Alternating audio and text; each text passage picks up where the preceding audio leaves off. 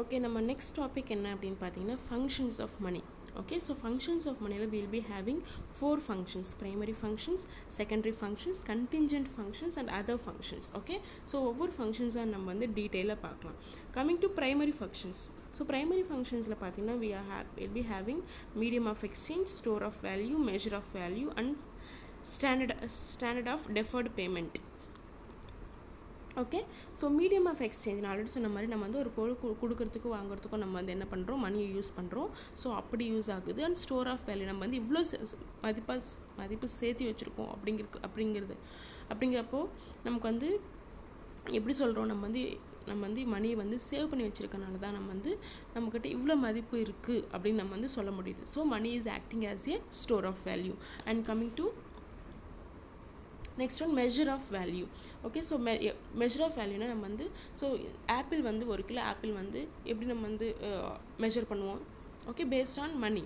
Okay, so இல்லைனா வந்து ஒரு தோசையோட வேல்யூ எவ்வளோ, இல்லை வந்து ஒரு 10 இட்லிஸோட வேல்யூ எவ்வளோ. ஸோ ஒரு பொருளோட வேல்யூ வந்து நமக்கு வந்து மெஷர் பண்ணுறதுக்கு நம்ம வந்து மணியை யூஸ் பண்ணுறோம். And also standard of deferred payments. So deferred payments என்ன அப்படின்னு பார்த்தீங்கன்னா அவுட்ஸ்டாண்டிங் பேமெண்ட், இல்லை வந்து டெப்ட், கடன். ஸோ இது வந்து நம்ம இவ்வளோ இருக்குது அப்படின்னு நம்ம இதை எப்படி சொல்கிறோம் in terms of money.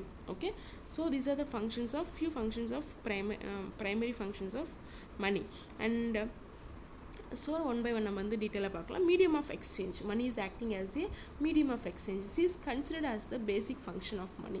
Okay, so basic main function of மணியோட மெயின் ஃபங்க்ஷன் என்ன, நம்ம வந்து ஒரு பொருள் கொடுத்து வாங்குறதுக்கு நம்ம வந்து யூஸ் பண்ணுறோம். And money has the quality of a general acceptability and all exchanges take place in terms of money. Okay, so எந்த ஒரு எக்ஸ்சேஞ்சாக இருக்கட்டும், எக்ஸ்சேஞ்சாக இருந்தாலுமே நம்ம வந்து நம்மக்கிட்ட காசு இருந்துச்சுன்னா நம்மளால் வாங்கவும் முடியும், நமக்கு கொடுக்கவும் முடியும். Okay, so on account of the use of money, the transaction has now come to divide into 2 parts. First, the money is obtained through sale of goods and services. This is known as sale. Later, the money is obtained from buying the goods and services. Okay, buying and selling. Okay, so நம்ம வந்து வித்தாலும் நமக்கு வந்து காசு கிடைக்கும். And நம்ம வந்து ஏதாவது பொருள் வாங்கணுனாலுமே நம்மக்கிட்ட என்ன இருக்கணும், காசு இருந்தாகணும். ஓகே, ஸோ இதுதான் வந்து 2 parts. Okay, so through selling goods and services we are getting money, and for buying any goods and services we are in need of money. Okay, so this is known as purchase. நம்ம வாங்குறோம், இல்லை பொருட்கள் வாங்குறோன்னா அதுதான் வந்து purchase. ரெண்டுத்துக்கும் நம்ம என்ன use பண்ணுறோம், மணி தான் யூஸ் பண்ணுறோம். Okay, and thus in the modern exchange system money acts as the intermediary in sales and purchases. So modern சிஸ்டமில் வந்து நம்ம பையிங்காக இருந்தாலுமே செல்லிங்காக இருந்தாலுமே நம்ம வந்து என்ன யூஸ் பண்ணுறோம், மணி தான் யூஸ் பண்ணுறோம். Okay, and coming to next one, money as a measure of value. So measure of வேல்யூனா என்ன அப்படின்னு பார்த்தீங்கன்னா, நம்ம ஒரு பொருட்களோட மதிப்பு வந்து நம்ம எதை பேஸ் பண்ணி சொல்கிறோம், so based on money. Okay, so the second important function பார்த்தீங்கன்னா that is measures the value of goods and services. In other words, price of all the goods and services expressed in the money.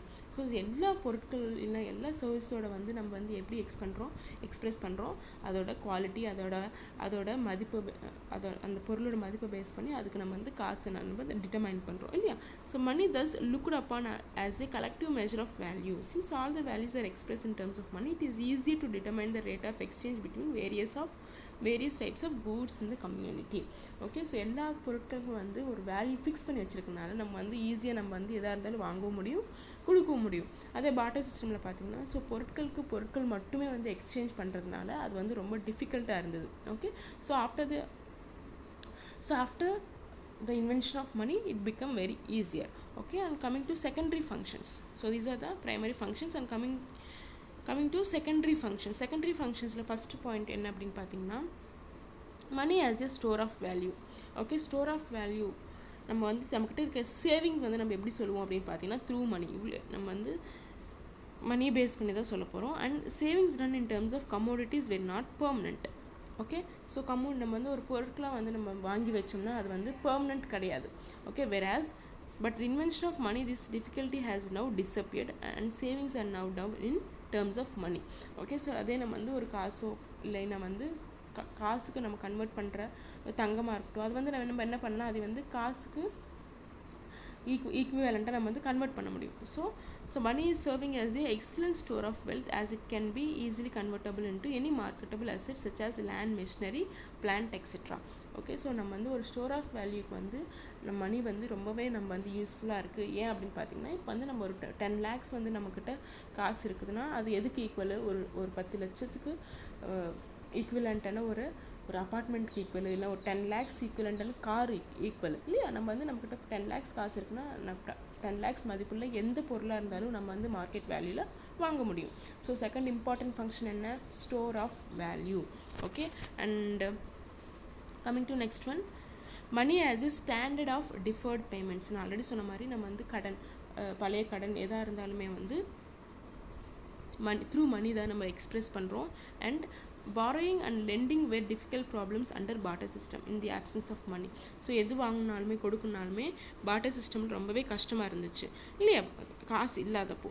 And அது வந்து so borrowed amount could be returned only in terms of goods and services, but in the modern economy that has been greatly facilitated by borrowing lending process. In other words, money now as a standard of deferred payments அப்படின்னு சொல்கிறாங்க. So இந்த மணி கண்டுபிடிக்கிறதுக்கு முன்னாடி barter சிஸ்டமில் எந்த பொருள் வாங்கினாலுமே கொடுக்குனாலுமே okay difficulட்டாக இருந்துச்சு. after the introduction of money it became very easier. okay, and money as a means of transferring purchasing power அப்படின்னு சொல்கிறாங்க. next point, so the field of exchange also went on extending with growing economic development. The exchange of goods is now extended to distant lands. It is therefore felt necessary to transfer purchasing power from one place to another place. okay, so the field of exchange also went on extending with growing economic development. Okay, so இந்த exchange, இந்த exports and imports, ஒரு கண்ட்ரிலேருந்து இன்னொரு கண்ட்ரிக்கு வந்து இந்த பொருட்களை வந்து import பண்ணனாலும் export பண்ணனாலுமே மணி introduce பண்ணதுக்கப்புறம் ரொம்பவே ஈஸி ஆயிடுச்சு இல்லையா? ஸோ இது வந்து இதனால் என்ன ஆகும் அப்படின்னு பார்த்தீங்கன்னா, ஒரு எக்கானமியோட டெவலப்மெண்ட்டுக்கு நம்ம வந்து யூஸ்ஃபுல்லாக இருக்குது. அப்போ எப்படி அப்படின்னு பார்த்தீங்கன்னா, நம்ம வந்து நிறையா வந்து எக்ஸ்போர்ட் பண்ணுறோம், நம்ம கண்ட்ரிலேருந்து அந்த கண்ட்ரிக்கு எக்ஸ்போர்ட் பண்ணுறோம் அப்படின்னா வந்து it indicates A good economic development. Okay, and next one is contingent functions. so contingent functions பார்த்தீங்கன்னா, first one is basis of credit system. okay, so money is the basis of a credit system. Business transactions are either in cash or in credit. For example, a depositor can make use of checks only when there is a sufficient funds in his account. okay, so basis of credit system. நம்ம வந்து credit systemனா என்ன அப்படின்னு பார்த்தீங்கன்னா, நம்மக்கிட்ட வந்து எந்த ஒரு இப்போ ஏடிஎம் கார்டே இருக்குது அப்படின்னா வந்து நம்ம வந்து அது எப்போ யூஸ் பண்ண முடியும்? நம்ம பேங்க்கில் அக்கௌண்ட்டில் காசு இருந்தால் மட்டுமே வந்து நம்மளால் நம்மக்கிட்ட இருக்க நம்ம கிரெடிட் கார்டோ டெபிட் கார்டோ யூஸ் பண்ண முடியும் இல்லையா? So basis of credit system, எந்த ஒரு கிரெடிட் சிஸ்டம்க்கு ஒரு மெயின் பில்லர் என்ன அப்படின்னு பார்த்தீங்கன்னா மணி தான். ஸோ நம்ம ஒரு செக்காக இருக்கட்டும், இல்லை வந்து ஒரு பில்லாக இருக்கட்டும், இல்லை வந்து நம்மக்கிட்ட இருக்க கார்ட்ஸாக இருக்கட்டும், எல்லாத்துக்கும் மூல காரணம் என்ன? அதில் நம்ம அக்கௌண்ட்டில் காசு இருந்தால் மட்டுமே நம்ம வந்து இது எல்லாமே நம்மளால் யூஸ் பண்ண முடியும். ஸோ இந்த கிரெடிட் சிஸ்டம்க்கே பேசிஸ் என்ன அப்படின்னு பார்த்தீங்கன்னா மணி தான். And the commercial banks create credit on the basis of adequate cash reserves, but the money is the back of all the credit.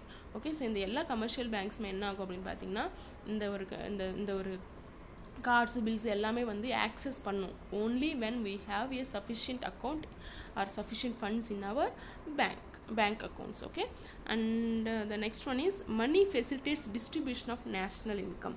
okay, so the task of distribution of national income was exceedingly complex under the barter system. okay, so but the invention of money have now facilitated the distribution of income as a rent, wage, interest and profit.